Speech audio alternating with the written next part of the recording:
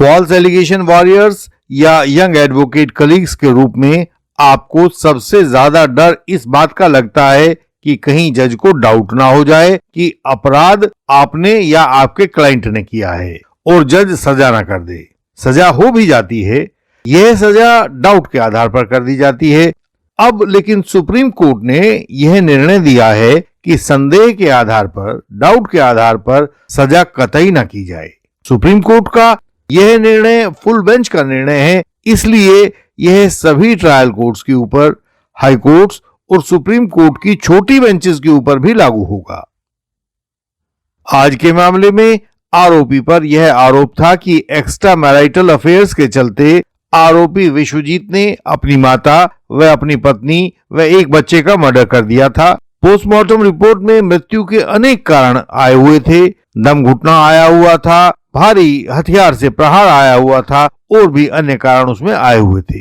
Prosecution ने अपना case आरोपी के मोटिव पर टिकाया हुआ था और वह मोटिव था extra marital affair. Trial court को आरोपी पर हमेशा गहरा संदेह रहा। कोर्ट ने उसे दोषी करार दिया और सजा सुना दी। हाई कोर्ट ने भी ट्रायल कोर्ट की दी हुई सजा को बरकरार रखा और आरोपी आखिरकार सुप्रीम कोर्ट में पहुंच गया। ट्रायल कोर्ट ने इंजर्ड विटनेस मधुसूदन के ऊपर पूरी तरह से भरोसा जताया था। सुप्रीम कोर्ट के जो पहले और पुराने निर्णय हैं वे भी यही हैं कि इंजर्ड विटनेस की गवाही सबसे महत्वपूर्ण होती है, क्योंकि उसकी मौका पर उपस्थिति उसकी इंजरी से साबित हो जाती है। दूसरा महत्वपूर्ण सबूत आरोपी का मोटिव माना गया। अपने अफेयर को चलाने के लिए उसे पत्नी से छुटकारा पाना था। इस इंजर्ड विटनेस मधुसूदन के ऊपर पूरा यकीन करके ट्रायल कोर्ट ने आरोपी को सजा सुना दी। हाई कोर्ट ने ट्रायल कोर्ट के इस निर्णय को बरकरार रखा। सुप्रीम कोर्ट को इस इंजर्ड विटनेस मधुसूदन की बात जची नहीं। सुप्रीम कोर्ट ने सवाल उठाया कि यदि यह विटनेस गवाही देने की स्थिति में था, बातों को समझ बूझ रहा था, अपने वातावरण को देख रहा था, तो इसका बयान 161 घटना के 6 दिन के बाद क्यों लिखा गया था।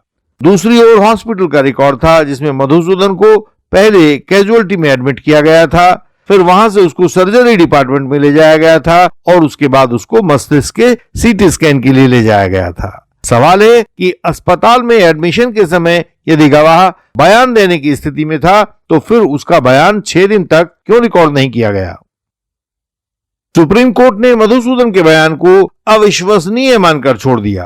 कोर्ट ने कहा कि सस्पिशन कितना भी गहरा हो, संदेह कितना भी मजबूत हो, वह कभी सबूत का स्थान नहीं ले सकता है। आरोपी के विरुद्ध निर्णय लेने के लिए सबूत की आवश्यकता होती है। सस्पिशन या संदेह कभी भी साक्ष्य का स्थान नहीं ले सकता है। यदि आरोपी के खिलाफ मोटिव को दिखाया जाना है तो उसके लिए मजबूत कोरोबोरेटिव एविडेंस की जरूरत होगी। यहां भी सस्पिशन से काम नहीं चलने वाला है।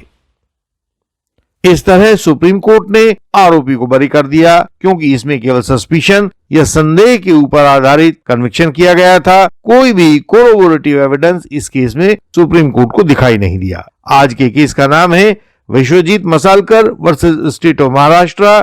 यह क्रिमिनल अपील नंबर 213 ऑफ 2020 थी, जिसे justice BR Gavai, justice PK Mishra और जस्टिस KV विश्वनाथन की बेंच ने 17 अक्टूबर 2024 को, यानी कि बस सबसे कुछ ही दिन पहले डिसाइड किया है।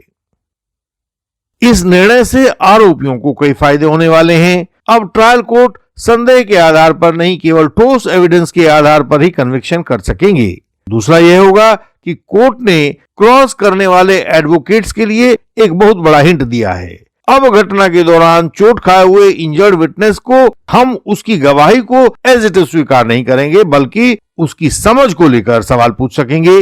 घटना और बयान लेने के बीच जो समय गुजरा है, जब उसका बयान रिकॉर्ड नहीं किया गया, उसके ऊपर भी सवाल पूछ सकेंगे। घटना के विषय में चोटिल गवाह की समझ को लेकर भी सवाल किए जा सकेंगे कि जब उसे चोट लगी तो वह अपने वातावरण को कितना देख और समझ पा रहा था। सुप्रीम कोर्ट के पुराने निर्णयों के अनुसार चोटिल गवाह पर पूरा विश्वास किया जाने लगा था। वह झूठ सच कुछ भी बोले, कोर्ट्स उसकी बात पर ध्यान देने लगी थी। इस जजमेंट के बाद जो आज हम प्रस्तुत कर रहे हैं, इंजर्ड विटनेस क्रॉस एग्जामिनेशन के दायरे में आ गए हैं। इससे आरोपियों को बड़ी राहत मिलने की गुंजाइश पैदा हो गई है। यदि उनके एडवोकेट्स ठीक ढंग से क्रॉस कर पाएंगे तो इससे आरोपियों की बचने की राह निकल आएगी।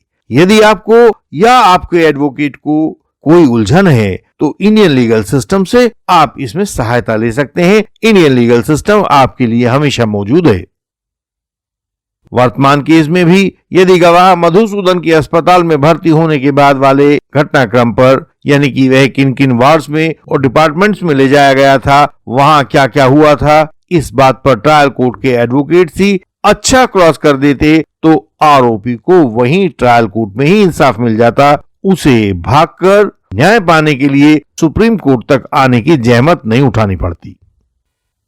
यदि आप भोलेपन से, गलती से, झूठे आरोप से किसी कोर्ट केस में फंस गए हैं तो हमारी संस्था इंडियन लीगल सिस्टम का सपोर्ट सिस्टम आपको बचाने के लिए आगे आएगा, आपको सही कानून की राह दिखाएगा। जितने झूठे गवाह होंगे उनको अपने कानूनी औजारों की सहायता से क्रॉस करके आपको उन झूठे गवाहों से मुक्ति दिलवाएगा। पूरे भारत में जहाँ कहीं भी आप हैं, हमारी सहायता वहीं आप तक पहुँचेगी। हम पहुँचाएंगे। हमें बताएं कि आप कहाँ फंसे हुए हैं। हमारी वेबसाइट है indianlegalsystem.org।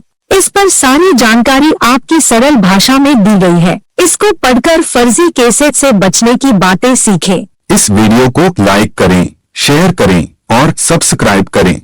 बेल आइकन को प्रेस करें ताकि नई वीडियो आपसे मिस ना हो जाए। इन वीडियोज को दूसरों तक फैलाएं ताकि कोई झूठे केस की आग में न झुलसे। हम आपसे आगे भी नई वीडियोस में ऐसे ही मिलते रहेंगे। अगली वीडियोस में मिलने तक प्रणाम।